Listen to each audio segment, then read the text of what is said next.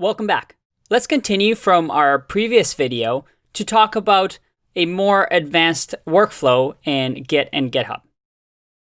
Now, up to this point, both Marcy and I have just been working on over here, branch master. What does that mean? Well, it says branches, but I only see master here. And you might have noticed one issue with the way that we were doing things.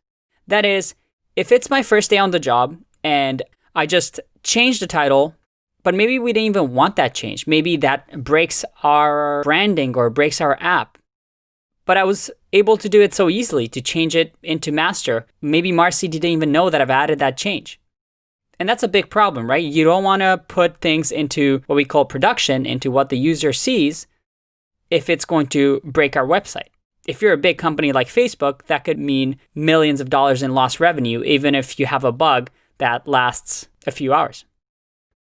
So I'm going to show you a more realistic workflow that you'll have, and that is with branching. Let me show you what I mean. I have over here a visual of what Git is really good at. Up until now, we've been working on what we call master. That is the master branch. Think of the master branch as the authority. This is the right way that our app or our website should look. And up until now, when I added the cool background title, well, I went from background generator to cool generator. And then when Marcy changed it to capitalized letters, then we went to here. And we just went in a linear fashion from one end to the other, to the other, to the other. But like I said, that is a bit of a problem. So a better thing to do is what we call branching. If I wanted to change the title, I will create a branch and just call it little feature, for example. And I just work on that branch on my own without affecting the master branch, what the user sees. And only when it's finished, when Marcy has reviewed it, when we have tested it and everybody on the team's okay, then we bring it back into master. And you can see over here with the big feature, you can keep going for a long time on your own branch. And only when you're done, do what we call merge into master. I'm going to show you how that works today. I'm going to close this and remember our example. We have Marcy's computer here with all the files, and we have my computer here with all the files. We both have our workstation set up. And now you see what master in my terminal means. And I'll show you in the notes afterwards how you can have this set up so it tells you what branch you're on. But we can see that we're both on master. That's my computer. And Marcy's computer is also on master. We want to make sure that we're both up to date with the latest GitHub. So Marcy's going to do git pull, and I'm also going to do git pull. And let's say that I'm now working on a new feature. And because it's a better workflow not to work on master, and this is a good tip generally, don't work on master, always branch off. If I do git branch, it'll show me that, well, I only have one branch, and that is master. But we can add to it. We can say git branch new or little feature. And now if I do git branch, I see that I have little feature, but master is highlighted because I'm currently on master. So the way I would go to the little feature branch, I'll say git checkout little feature. And there you go, switch to branch little feature. And now I'm on little feature branch. So what I've done is I've branched off of master and now created little feature. Let's create a bit of a change. I'm going to say in the little feature, we're going to change the current CSS background title to say, this is the background. I'm going to save here. And again, I do my simple workflow that we did in the last video. Git status. I see that, yep, we have the index.html change. Going to clear so we can see. So now that we've made this change, let's do git add.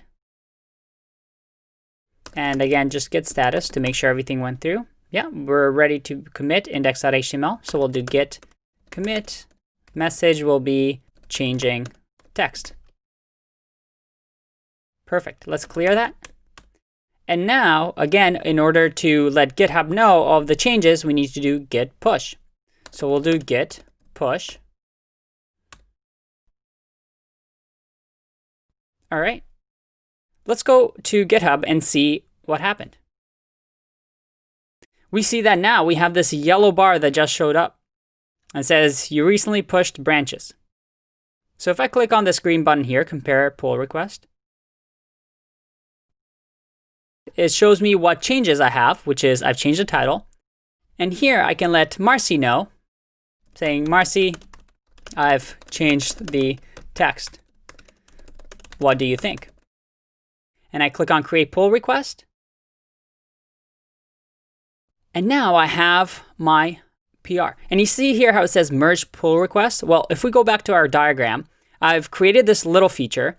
And now I'm saying, hey, Marcy, I've just done this new change. What do you think? Is it okay for me to merge it into master? And what will happen here most likely is Marcy will come, see this pull request. You can see that we're on the pull request tabs. So she'll be able to see them and seeing, oh, Andre just did this change. She'll look through the changes and she'll say, well, if she likes this, she could be like, looks good. She can click on start a review. And you know what? She likes this, so she's just going to approve.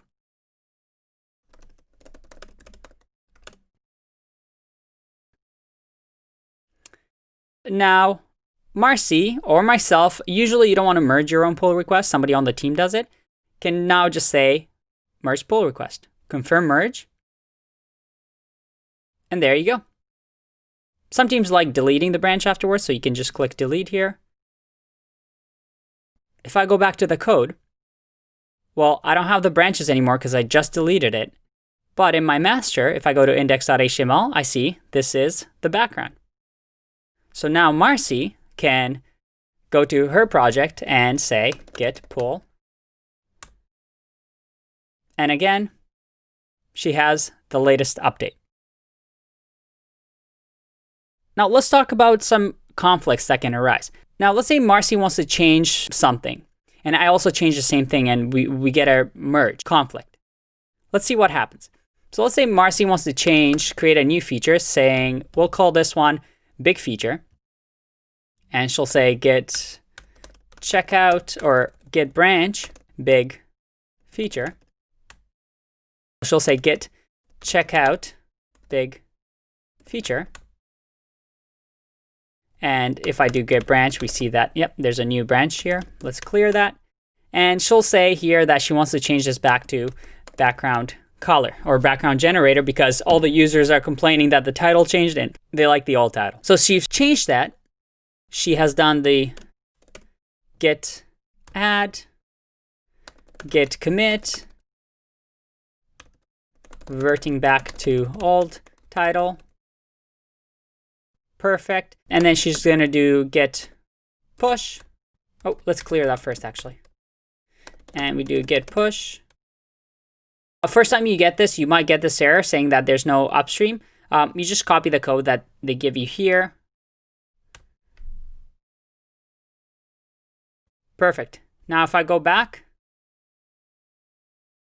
to background generator, I see the big feature pull request over here.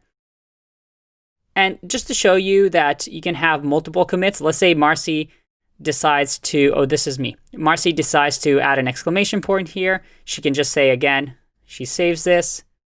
That's clear. She'll say git add, git commit. You do this a lot, so you'll get really, really good at Git after working at a company for a while. And she'll say added exclamation. Oops, that's not what I wanted to do. Git commit, commit, added exclamation, and she'll do git push again. And let's go back to GitHub. If we look at the pull request, it'll actually have both of these, reverting back to old title and added exclamation. And we see over here both of the changes. Create the pull request, needs changes, Andre. So while this pull request is out there, I decided to start a new branch called, let's just call it conflict for now. And I'll do git checkout conflict. And now in the conflict branch, I decide to change this to just completely remove the cool generator. I save that. Again, I check my status and index.html file has been changed. So while this is happening, I get Marcy to merge the pull request. So she's entered it into master. Her pull request is in. And now if I go back to my conflict and I do git status, and we have to add these, so git add, then git commit. I'll just do a short message here, just check. And now, if I go back to master, I have to do git checkout master. Again, before I push my changes, I want to make sure that I have the latest version of master, so I'm not changing anything, or I won't have any conflicts. So I'll do git pull to get the latest.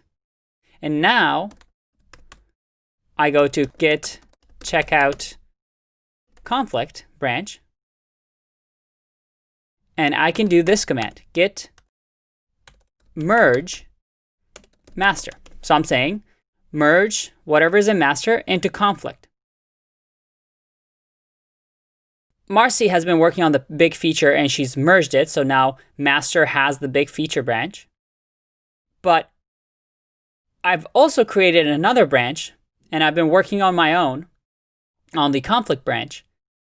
And the conflict branch doesn't know anything about master. So I'm saying, hey, whatever's in master right now, which includes the big feature that Marcy worked on, pull it in and make sure that there's no conflicts. So I do that, and I get conflict, merge conflict in index.html file. Now, if I actually click on Sublime Text, let me open this up so you can see it better. Oh boy, I get this weird little syntax. It's overwhelming at first, but it's easy to see what's happening. Head is where my branch is at, and it shows me that here to the end, I don't have the H1 anymore, but in the master branch, we have background generator. Now I can talk to Marcy and say, hey, Marcy, do you want to keep the background generator title? And she'll say, yes, that was the right thing to do. Don't change the background. Well, in that case, I just remove these lines and remove this and save now. If I do git status now, okay, we have the modified status here. Let me just make this smaller again so you can see. So let me clear this. What we do now is we have to do git add, again, because we made those changes. And we have to do git commit, fixing merge issue.